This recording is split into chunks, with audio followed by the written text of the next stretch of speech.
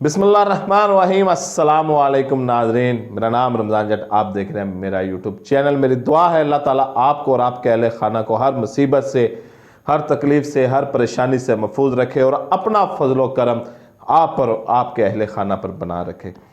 Video में आगे बढ़ने से पहले आपसे दरख्वास्त है कि अगर आपने अब तक मेरा चैनल सब्सक्राइब नहीं किया तो बराए मेहरबानी सब्सक्राइब के बटन को हल्का सा दबा दें और बेल आइकन को पुश कर दें ताकि आपका और मेरा रिश्ता बरकरार रह सके और मेरी वीडियो आप तक बर वक्त पहुँच सके। फराह खान का आज बल्कि काफ़ी पिछले दिनों से शोर है। मरियम नवाज़ ने भी नाम लिया था फराह खान का कि ये फराह खान जो बुशरा बीबी की दोस्त बताई जाती हैं। आज इस वीडियो में मैं आपको बताऊंगा कि ये फराह खान है कौन, ये आई कहाँ से, अब कहाँ पर है, इनकी सारी कहानी मैं आज आपको इस वीडियो में बताने की कोशिश करूँगा। मैं काफ़ी दिनों से बताने की कोशिश कर रहा था मगर मैं आपको सच बताऊँ लेकिन मैं आपको बता नहीं पा रहा था क्योंकि किसी औरत ज़ात पर बात करना तो ये वैसे, लेकिन अब क्योंकि उनके अलीम खान साहब ने आकर एक प्रेस कॉन्फ्रेंस की है तो इस बात की जो सच्चाई है वो आप लोगों तक पहुंचाना बहुत ज़रूरी है। अगर मरियम नवाज़ की तकरीर, क्योंकि मरियम नवाज़ ने भी कुछ दिन पहले फराह खान का जिक्र किया था तो लोग समझते हैं कि शायद ये कोई सियासी बयानबाजी को लिया जा रहा है, लेकिन अलीम खान जो इमरान खान साहब के राइट हैंड है बल्कि रहे हैं, उन्होंने आज प्रेस कॉन्फ्रेंस की है तो फराह खान का उन्होंने नाम लिया है। और फराह खान इस वक्त कहाँ है, जो इस बात पर तस्दीक मोहर तस्दीक भी होती है कि अलीम खान की बात में कहीं ना कहीं कुछ सच्चाई है या झूठ है, ये आप अंदाज़ा लगा लीजिएगा। तो इस पर इसलिए आपको बताना थोड़ा सा ज़रूरी हो गया। फराह खान बुशरा बीबी की दोस्त हैं, ये हकीकत है और पहले दिन से काफ़ी पुरानी उनकी दोस्त है। ये आज आपको सारी इस वीडियो में बताऊंगा, अंदाज़ा आप खुद लगा लीजिएगा कि क्या हकीकत है और क्या इसमें अफसाना है या क्या इसमें दुश्मनी ली जा रही है या नहीं ली जा रही है, आप खुद अंदाज़ा लगा लीजिएगा। तो ये फ़र्क, चले मैं आपको शुरू से बताता हूँ। कहानी बड़ी दिलचस्प सी है, ज़रा आप भी मज़ा लें उसका, सुने। बहरहाल हमारे साथ जो होगी वो देखी जाएगी, लेकिन आप पूरी कहानी सुने। मेरा इरादा था कि मैं आपको बस जो आज अलीम खान के हवाले से ये मैं आपको बता दूं, लेकिन चले आप पूरी कहानी सुने। ये कहानी, अच्छा, फराह खान पहली बात कि मंजर आम पर आई कब, ये इनका जो असल नाम है ना, ये इनका नाम है फ़रत शहज़ादी और फराह खान के नाम से ये पुकारी जाती हैं। और अब सेनेट के इलेक्शन, आपको याद होंगे कि सेनेट के जब इलेक्शन हुए, जब ये अपने सादक सजरानी साहब बने थे, तो इस सब जब सेनेट के इलेक्शन हुए तो वहाँ पर एक कागजात नामजदगी जमा करवाए गए वहाँ पर पीटीआई की तरफ से फ़रत शहज़ादी के नाम से।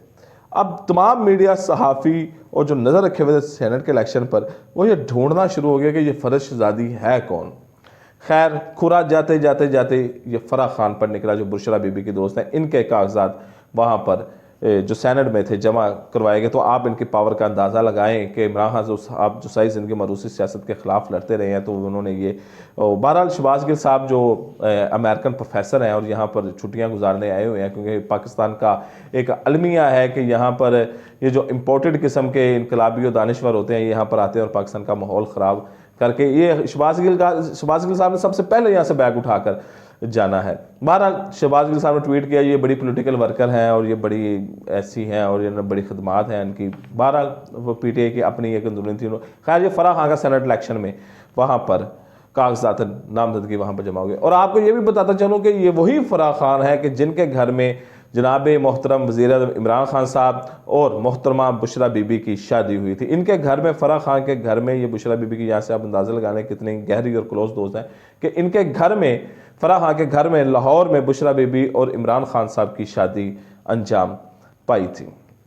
आपको याद होगा कि पाकपतन में एक डीपी और रिजवान गोंदल साहब का एक इशू उठा था। चलें उस इशू की भी मैं हकीकत आपको बता देता हूँ कि वो इशू की हकीकत क्या है।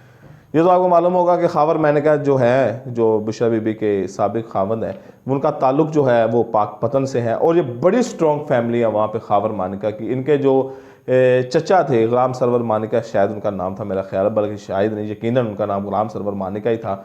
वो बड़े पावरफुल और बड़े एक, यानी कि आप समझ लें कि तमाम किस्म की शख्सियत थी उस इलाके की, कि कोई भी वहाँ पर इन मानका ख़ानदान का नाम या उनके जो ये जो चचा थे इनका नाम जनाब किबला इज़्ज़त माँ मोहतरम ये वो कर के उसके बगैर उनका नाम नहीं लिया जाता था। कोई भी उनके खिलाफ अगर ज़ुबान खुलती थी तो वो जनाब वहाँ पे लोग आते थे और उनकी चित्रोल करके चले जाते थे। यहाँ तक कि उनको कोई जानवर पसंद आ जाता था तो वो जानवर, उनको सिर्फ पैगाम भेजा जाता था जिसका जानवर था कि भी इसको मानिका साहब के डेरे पे पहुंचा। बहरहाल इनका बड़ा स्ट्रॉन्ग होल्ड था वहाँ पे।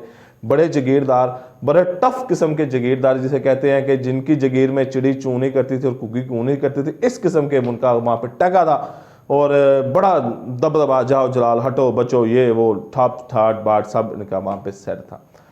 तो ये वाक़या मैं आपको बता रहा हूँ कि डीपी और रिजवान गोंदल का वाक़या हुआ, उसके इसमें से भी एक कड़ी निकलनी है, क्योंकि स्टोरी मैंने आपको पूरी सुनानी है, ये मैंने आपको कहा, तो इसलिए ये वाक़या इसमें बताना बड़ा ज़रूरी है कि एक रात वहाँ पर एक लड़की जो खावर मानिका की बेटी थी और बुशरा बीबी की बेटी थी, तो एक वो अपने भाई के साथ वो वहाँ पे जा रही हैं पाकपतन बाबा फरीद रहमतुल्लाह अलैह की दरगाह पर।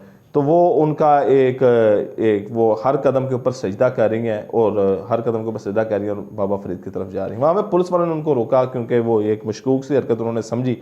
बहरहाल हर बंदे का अपना किदत का एक इजहार होता है। तो ये दोनों चल रहे थे, खावर मैनका की बेटी, बुशरा बीबी की बेटी और एक उनके साथ उनका भाई था, वो चल रहे हैं और उनकी जो बेटी है वो हर कदम पर रुकती है और सजदा करती है, फिर आगे चलती है और पीछे एक पुजारो उनके आस्ता आस्ता जारी है।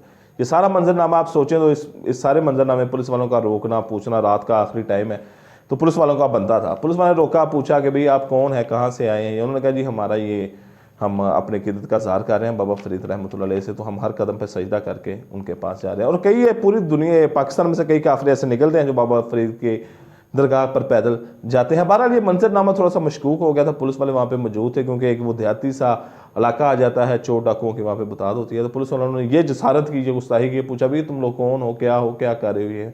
तो डीपी और रिजवान गोंदल साहब को एक प्राइवेट जगह पर बुलाया गया।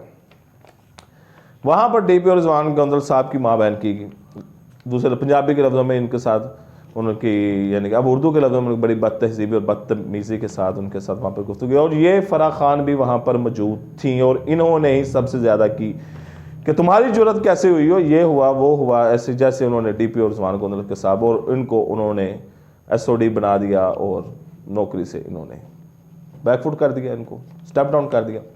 ये केस चला गया सुप्रीम कोर्ट में, नोटिस ले लिया गया सुप्रीम कोर्ट। अब यहाँ पर एक बंदे की एंट्री हुई है, ये बंदा है एहसन जमील गुजर बरादरी से इसका ताल्लुक है। एहसन जमील गुजर इनका नाम है और ये साहबजादे हैं चौधरी इकबाल गुजर, नून लीग के सियासतदान है, वो नून लीग से इलेक्शन लड़ते हैं, वजीर भी रहे हैं गालबन, तो ये उनके बेटे हैं। बहरहाल चौधरी इकबाल गुजर साहब का स्टेटमेंट आया था कि मेरा इनसे कोई ताल्लुक नहीं है, मैंने इनको जायदाद से आ किया हुआ है तो मेरा इनके साथ कोई लेना नहीं। ये उनके जो फराह खान के खामद है एहसन जमील गुजर, ये मंजर नाम पर आते हैं सुप्रीम कोर्ट में पहली दफ़ा कि ये फराह खान के खामद है, क्योंकि फराह खान का भी वहाँ से भी जिक्र वहाँ पर चलता है। बहरहाल फिर इनके FIA में तकरीरी की जाती है डीपी रिजवान गोंदल साहब की, लेकिन वहाँ भी बड़ी बुरी होती है, मैं उनका ख़ानदान के ये आबोताब रहते हैं। अब जो उस्मान बुज़दार लगे थे, तो ये मैं फराह खान के आपको करप्शन की बताऊँगा, दास्तान को तरीका वारदात क्या है, ज़रा मैं आपको पूरा एक सीक्वेंस से लेके चाह रहा हूँ कि जो उस्मान बुज़दार लगे हैं इनके बारे में मुख्तलिफ थ्योरियाँ पाई जा रही थी। एक थ्योरी ये है, अब इसमें हकीकत है, सच है या झूठ है, ये जो है इसका कोई प्रूफ तो नहीं है, लेकिन जो खबरें ज़ुबान ज़द-ए-आम है, एक कहा जाता है कि इनको किसी शख्स ने कहा था कि आपने ऐन से लगाना है, यानी कि ऐन से लगाया, इन्होंने गवर्नर लगाया, ऐन से आरफ अलवी लगाया और ऐन से ही उस्मान बुज़दार लगाया और ऐन से इमरान खान, तो ऐन आपके लिए लकी है तो आपने ऐन से लगाना है, किसी शख्स ने उनको कहा, तो उस्मान बुज़दार। एक थ्योरी ये है कि एहसन जमील गुज्जर जो फराह खान के खामद हैं, ये उनके बड़े बेस्ट बडी थे, बड़े क्लोज दोस्त थे उस्मान बुज़दार के, तो इनके वजह से कि उस्मान बुज़दार की दोस्ती की वजह से इनको यहाँ पर लगाया गया। अब आती है कि जो करप्शन की बात हो रही है, जो अलीम खान साहब ने भी करप्शन की बात की और मरियम नवाज साहब ने भी करप्शन की बात की, और ये तमाम तफसीलात मैं पहले से जानता था, लेकिन बताना मैंने मुनासिब नहीं समझा कि खतून है तो क्या, मैंने आपको वीडियो के शुरू में बता दिया, लेकिन मैं आपको बताता हूँ इसमें होता क्या। पहले जो डीपी रिजवान गोंदल से शुरू हुई, अब जो पंजाब के जो बड़े अजला है ना, पंजाब के जो बड़े अजला है, यहाँ पे 14 से 15 अजला ऐसे हैं कि जहाँ पर माल पानी बहुत ज़्यादा होता है, करप्शन बड़ी बहुतात होती है। करप्शन तो हर जगह ही होती है, लेकिन कहीं पे 150 की करप्शन होती है, कहीं पे 2, 3, 4, 5 लाख की करप्शन होती है। तो पंजाब के जो 14-15 अजला है ना, ये बड़े यानी कि हॉट हैं पैसे के हवाले से, करप्शन के हवाले से। तो ये जो जब कोई बंदा इनके पास जाता था ना, 6-6 माह बाद तकरीरें यानी कि होती थी, तो ये जब कोई बंदा इनके पास आता था ना, कोई DPO, कोई DCO, कोई DC इनके पास आता था कि जी मुझे वो माल पानी वाले ज़िले में आप ट्रांसफ़र करवा दें, तो फराह खान को कहती थी कि दुबई में फलानी दुकान पर नहीं, ये बात की बात है। पहले मैं आपको एक और बात बता दूं, फराह खान को क्या कहती थी, अब ये तरीका वारदात होता। फराह खान उनको कहती थी, जो उनके पास ट्रांसफ़र करवाने आता था, उनको कहती थी कि भाई अब मैंने देखे, मैंने बुशरा बीबी के पास जाना है, या मैंने बनी गाला जाना है, या मैंने इमरान खान के पास जाना है, या किसी के पास भी जाना है, तो मैं खाली हाथ जाती अच्छी तो नहीं ना लगती, तो मैं अब कैसे उनके साथ खाली हाथ जाऊँ, ये है वो है। वो फिर आगे वाला बंदा पूछता अच्छा जी फिर मैं क्या करूँ। वो कहता जी दुबई में फ़लानी दुकान है, फ़लानी दुकान पर शोकेस पड़ा हुआ है इस किस्म का, उसमें ये हार पड़ा हुआ है, तो ये हार आप लाएँ तो ये हार लेके मैं जाऊँगी तो ज़रा आपकी बात में वज़न आएगा, ज़रा ये भी हो जाएगा वो भी हो जाएगा। उन्होंने कहा ठीक है जी ठीक है जी ठीक है जी। फिर वो फराह खान कहती थी, आप कहते थे देखें अब आप एक हार लेंगे, वो पहन लेंगे तो मैं क्या पहनूंगी, तो आप इस तरह करें, वो इसी दुकान में ना उसी शोकेस में साथ एक और हार पड़ा हुआ है, आप वो भी लिएगा। वो बंदा कहता हाँ जी ठीक है जी ठीक है। यहाँ से दुबई भेजा जाता था बंदा, जो भी DPO DCO या जो भी ट्रांसफ़र करवाने के लिए आता था वहाँ पे भेजा जाता था दुबई में, वो हार ख़रीदता था, 2 हार ख़रीदता था। हार इधर फराह खान साहब के पास आ जाते थे, अब उनका वो ट्रांसफ़र हो जाता था, वो हार वापस उस दुकान में चला जाता था, वो हार वापस उस दुकान में चला जाता था, उसी शोकेस में दोबारा लग जाता था, उसी सेट में दोबारा सज जाता था, और उसके पैसे जो अकाउंट नंबर दिया होता था उसमें चले जाते थे। बहरहाल दुकान वाला भी इसमें अपनी कमीशन वगैरह रखता होगा। अब मैं आपको ये भी बताता हूँ कि ये जो फराह खान है और ये एहसन जमील गुज्जर साहब हैं, ये मियाँ बीवी गए कहाँ पे हैं, वहाँ से आप अंदाज़ा लगाइए। अब अगला DC आ गया या DPO आ गया या AC आ गया, जो भी आ गया ट्रांसफ़र करवाने के लिए, जी ये ट्रांसफ़र करवाना है हमने जी, ये हाँ ठीक है जी, तो मैं अकेली कैसे खाली हाथ कैसे जा सकती हूँ ये, अच्छा जी क्या करें, वो दुबई की फ़लानी दुकान में फ़लाने शोकेस में ये हाथ पड़ा हुआ वो लेके आए, अच्छा जी उसके साथ एक और है वो भी ले आए, वो भी ले आइएगा। वो जैसे दही भल्ले की दुकान में जाना, कह रहे हैं यार ज़रा 100 के दही भल्ले लो, 50-50 करके चटनी ज़्यादा मिल जाती है, तो ये हिसाब बना हुआ था वहाँ पे कि एक हार साथ पड़ा हुआ है, एक हार उसके साथ पड़ा हुआ ना वो भी लें, वो 2 हार फिर वापस आए। और 2 हारों की मालकियत होती थी तकरीबन 2.5 से 3 करोड़, 3 से 3.5 करोड़। बाद में जो खर्चा बंदा जाना आना ये अलग है। 2.5 करोड़ से 3.5 करोड़ के दरमियान उन हारों की मलकियत होती थी, मालियत होती थी। वो हार वापस यहाँ पे आ जाते, वो लेके वो हार वापस दुबई चले जाते, वहाँ पे फिर उन्हें शोकेस में ला जाते और उसके पैसे अकाउंट्स में चले जाते। ये चक्कर सारा चेन चक्कर ये फराह खान साहब ऐसे चला देते। तो और अब आज के दिन इस पाकिस्तान के, अब क्या कहे हुए, पाकिस्तान का अलमिया है करप्शन करप्शन करप्शन करप्शन हुए। अब वो मोहतरमा फराह खान नामी मोहतरमा यहाँ से इस मुल्क से दुबई चली गई हैं, वहीं पे जहाँ पे ये हार है और वहीं पे जहाँ पे इनका अकाउंट है, जहाँ पे पैसे जाते हैं, वो मोहतरमा दुबई चली गई हैं। उनका खावंद पहले ही एहसन जमील गुज्जर साहब दुबई चले जा चुके हैं, और उस हार की किस्मत पे नाज है जिसने कितने चक्कर लाहौर के लगाए और कितने चक्कर दुबई के लगाए, और ट्रैवल करता रहा, आता जाता रहा और आता जाता रहा। तो ये वो करप्शन की दास्तान थी जो फराह खान साहब ने की, और अब वो जहाँ से दुबई जा चुकी हैं, और वो हार जो है वो अभी भी उन्हीं शोकेसों में सजा हुआ है, और वो बिका कितनी दफ़ा है ये कोई पता नहीं है, 10 दफ़ा बिका है, 20 दफ़ा बिका है, 25 दफ़ा बिका है, 26 दफ़ा बिका है, 100 दफ़ा बिका है, 1000 दफ़ा बिक गया है। कहने वाले तो कह रहे हैं कि अरबों की बात है, पर इसके लिए हमारे पास कोई सबूत नहीं है, इसलिए बात नहीं कर सकते।